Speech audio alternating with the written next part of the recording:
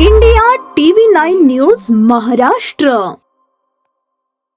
सोलापुरातील प्रसिद्ध physician doctor Shirish Walsankar यांच्या आत्महत्येप्रकरणी मोठी बातमी समोर आली आहे। डॉक्टर वळसंकर यांनी आत्महत्येला प्रवृत्त केल्याप्रकरणी एका महिलेविरोधात गुन्हा दाखल करण्यात आला आहे। वळसंकर यांच्या हॉस्पिटलमध्ये प्रशासकीय अधिकारी म्हणून काम करणाऱ्या मनीषा मुसळे माने हिच्या विरोधात गुन्हा दाखल करण्यात आला आहे।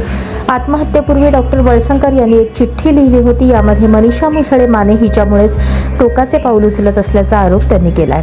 सूत्रांच्या माहितीनुसार रात्री 10च्या सुमारास पोलिसांनी या प्रकरणी गुन्हा दाखल केला असून रात्रीच न्यायालयाची परवानगी घेऊन आरोपी महिलेला अटक करण्यात आली आहे। या घटनेमुळे खळबळ उडाली आहे।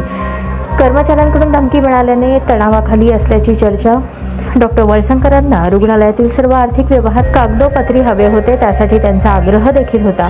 पण आजकाल रुग्णांकडून उपचारासाठी रक्कम कोणतीही नोंद न करता स्वीकारली जात होती। या संदर्भात त्यांनी आक्षेप नोंदवला होता, पण त्यांचं कोणी ऐकत नव्हतं। जी महिला कर्मचारी अशी रक्कम स्वीकारत होती तिला डॉक्टर वळसंकरांनी कामावरून काढून टाकलं होतं। पण नंतर या महिला कर्मचाऱ्याने कामावरून काढल्यानंतर आत्महत्या करण्याची धमकी डॉक्टरांना दिली होती। तिच्या धमकीवरूनच डॉक्टरांना पोलिसात तक्रार दाखल करण्याचा सल्ला दिला होता, मात्र डॉक्टरांना ते मान्य नव्हतं। या प्रकरणामुळे देखील डॉक्टर तणावाखाली गेल्याचे आणि त्यांनी असे टोकाचे पाऊल उचलल्याची चर्चा आहे।